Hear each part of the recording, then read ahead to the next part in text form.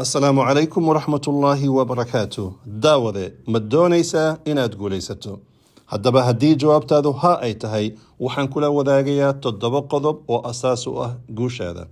waxaan shaki lahayn haddii aad samayso oo aad fuliso oo aad ku dhaqanto 7 qodob ee soo socda inaad guulaysan doontid adduun iyo aakhiro intaba.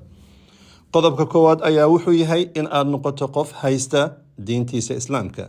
inaad noqoto qof ku xiran ilaahay subxaanahu wa tacaala, laanna ku xirnaashaha aad ku xiran tahay ilaahay waxaad ka helaysaa deganaasho nafsadeed iyo mid maskaxeed.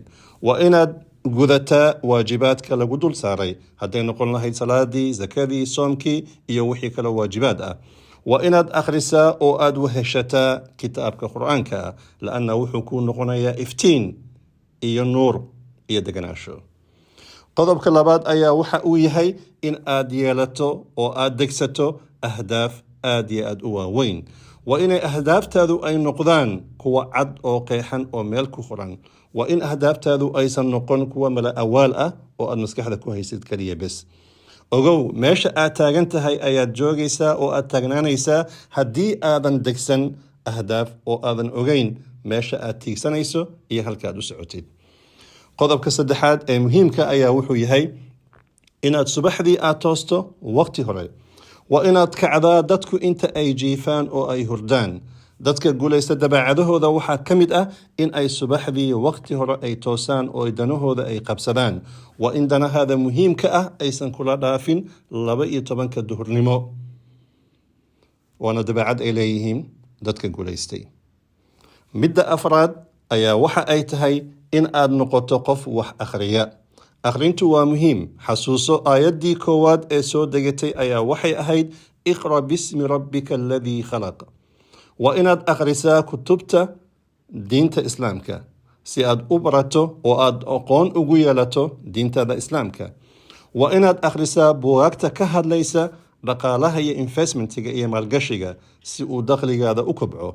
waa inaad akhrisaa buugaagta ka hadlaysa qaabka loo dhiso dabeecada wanaagsan si aad u guulaysato oo aad u yeelato dabeecadaha dadka guulaystay. waa inaad akhrisaa buugaagta ka hadlaysa qaabka nolosha loogu sameeyo isbedel oo aad barataa nidaamyada iyo farsamooyinka ay isticmaalaan dadka noloshooda ku sameeyey isbedel aada u weyn. waxaad ogaataa qofba qofka uu ka akhrin badan yahay waa uu ka aqoon badan yahay. dadka guulaysta badankooda waxaa dabeecad u ah oo lagu yaqaanaa inay wax akhriyaan. haddaba saaxiib ka dhigo, dabeecad ka dhigo inaad si joogto ah aad wax u akhriso. midda shanaad ee muhiimka ah ayaa waxay tahay in aad waqti la qaadato dabeecadda. waa inaad tagtaa meelaha dabiiciga ah, the nature. waa inaad connection la leedahay meelaha dabiiciga ah, laanna waxaad ka helaysaa deganaasho, waxaad ka helaysaa maskaxda inay kuu degto, waxaad ka helaysaa caafimaad, waxaa ku doogsanaya indhahaada, waxaa ku raaxaysanaya nafsadaada oo dhan. meelaha noocaas oo kale ah waqti ku bixi maalin walba haddii aad awoodo oo ay suurtagal ku tahay. dhakhaatiirta ayaa caddeeyey in meelaha noocaas oo kale ah dadka waqti ku bixiya caafimaadkooda uu ku dhaco isbedel wanaagsan. qodobka 6aad ee muhiimka ayaa wuxuu yahay in aad yeelato high income skill. in aad yeelato xirfad awood kuu siinaysa inuu dakhligaada kobco. ogow, dunida maanta waxaa kasii dhammaanaya shaqooyinkii caadiga ahaa ee xamaaliga ahaa ee xoogsiga ahaa. waxaan ku jirnaa waqti ah digital economy, dhaqaale ku dhisan digital. haddaba waxaa loo baahan yahay in aad yeelato xirfad iyo skills iyo aqoon aad kula jaanqaado dunida casriga ah ee maanta aan ku noolnahay.